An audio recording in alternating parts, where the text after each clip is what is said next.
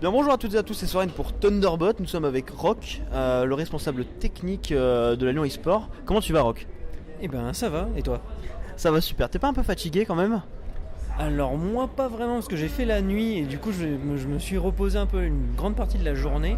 Mais en soi c'est toujours un événement un peu stressant, un peu fatigant. Mais on commence à avoir l'habitude, moi ça fait plusieurs années que je fais ça maintenant, surtout pour Lyon eSport.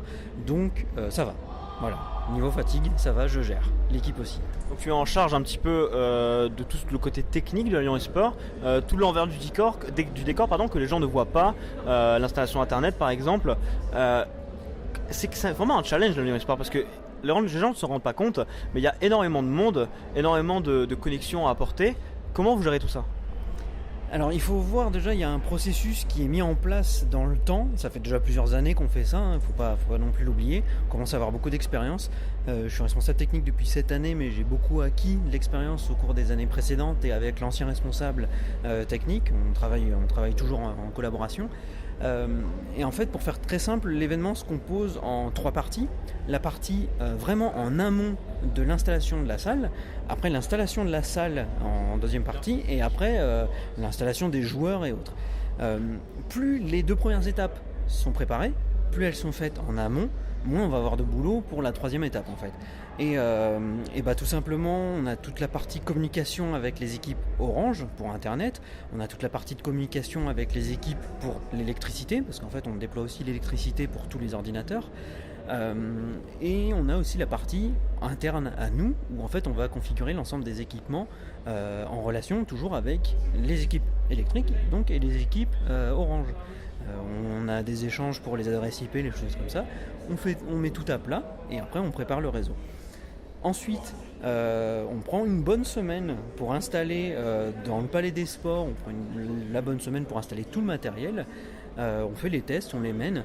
À savoir qu'à partir de mercredi après-midi, il y avait déjà Internet. Et jeudi après-midi, on a une validation électrique. Voilà. Et à partir de jeudi après-midi, on a eu la validation électrique. Donc, théoriquement, vendredi soir, tout était disponible pour l'accueil des joueurs. Les joueurs sont arrivés, ils ont commencé à set-up le vendredi comme prévu. Une autre partie est arrivée samedi matin. Donc voilà. Parce qu'il faut bien se rendre compte, c'est que Lyon eSport, c'est énormément de joueurs, énormément de PC au même endroit. C'est pas du tout l'installation électrique que vous avez chez maman dans votre LAN avec 5 PC. C'est pas non plus la même installation internet, sachant qu'il y a des personnes qui streament, il y a des rediffusions, il y a énormément d'appareils. On a vu qu'au début de la première journée de cette Lyon eSport, il y a eu quelques retards suite à des problèmes de connexion. Est-ce que tu peux nous en parler, détailler comment ça s'est passé, comment c'est géré, etc., etc. Alors la connexion qui a été fournie par Orange, en fait, elle a toujours été stable, elle a toujours été fonctionnelle. Il y a eu une petite mésentente avec les équipes de Riot, pour faire très simple, mais ça s'est corrigé assez rapidement, même s'il y a eu un retard assez conséquent. Et tout simplement, la LAN a pu reprendre, voire même commencer tout simplement. Donc il y a eu des déconnexions, mais que au niveau du client Riot. Tout le reste était stable et tout le reste était fonctionnel. Voilà. Pour le moment, donc pas de soucis, en espérant, on touche du bois, hein, bien sûr, pour que ça n'arrive pas. Comment, lorsque tu es Lyon eSport et que tu veux organiser cet événement, quand tu es en amont, comment tu fais une équipe ? Comment tu vois qui va venir ? Est-ce que c'est une équipe régulière ? Est-ce que c'est une offre, un appel d'offres, quoi que ce soit ? Comment ça se fait ? Alors, on va séparer la partie LAN, avec tous les joueurs, avec une équipe de bénévoles et autres, et la partie scène. On fait maintenant appel vraiment à un prestataire pour la scène, parce que c'est vraiment un boulot à part.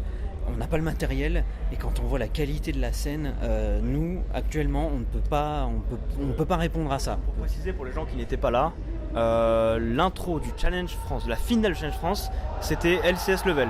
C'était vraiment vraiment très beau. C'était super bien fait, super bien organisé, les lumières, tout, c'était vraiment vraiment beau. Je laisse reprendre. Voilà, pas de souci.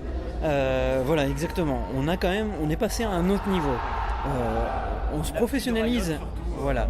On se professionnalise de plus en plus, mais là où c'est très fort, c'est qu'en fait, l'association, c'est que des bénévoles. C'est vraiment que des bénévoles. Il n'y a personne qui est payé. Et tout le monde vient travailler de bon cœur et de bonne humeur. De bonne humeur, on essaie, toujours. Il y a toujours des petites frictions comme ça. Voilà, il y a café gratuit, on est bien nourri, il y a pas de problème, non. Voilà, après c'est la fatigue, des choses comme ça. Mais la base, c'est surtout que des bénévoles qui s'investissent en amont, donc dans les étapes de préparation au niveau technique et autres, mais surtout, il y a énormément de travail au niveau des chartes graphiques, au niveau des préparations, des intros, des choses comme ça. Tout le monde travaille vraiment. La Lyon eSport, c'est pas que 3 jours, bien sûr, parce qu'on voit la Lyon eSport, ça dure du 3 au 5 mars. Ouais, il y a quand même une préparation énorme. Il faut se dire que pour produire un événement 3 jours, c'est peut-être un mois de travail qu'il y a avant. Alors c'est beaucoup plus, parce que comme on l'a expliqué, en fait, on a quand même énormément d'expérience des années précédentes qui nous permettent de faire un événement dans des délais assez courts. Mais en fait, on ne part jamais de zéro, on récupère toujours quelque chose. On a une base, on sait travailler avec cette base et en fait, on part là-dessus. Mais c'est vrai que le dernier événement que la Lyon eSport a effectué, c'était le Toulouse Game Show à Toulouse, où on avait fait aussi la finale du Challenge France du split dernier. Et là, entre le TGS et maintenant, ça a été full pour la préparation de Lyon eSport. Donc ça fait plus d'un mois de travail de bénévole. Donc voilà, moi je suis employé par une société et mon temps libre je le dévoue en partie à Lyon eSport. Mais quand on fait le global, il y a énormément de boulot et c'est beaucoup plus qu'un mois. Tu parlais tout à l'heure d'équipe régulière. On a 2 parties de l'équipe. On va pas les opposer du tout, mais en fait il y a les bénévoles qui viennent à l'instant T, donc pour faire l'accueil des joueurs, qui viennent faire l'accueil des joueurs, pour l'accueil du public, les choses comme ça, la vente de t-shirts. On prend des gens pour à peu près n'importe quoi, ça leur permet de voir aussi l'événement. On les exploite pas non plus, il faut pas non plus déconner. Ils ont tout gratuit, ils sont complètement défrayés, il n'y a pas de problème.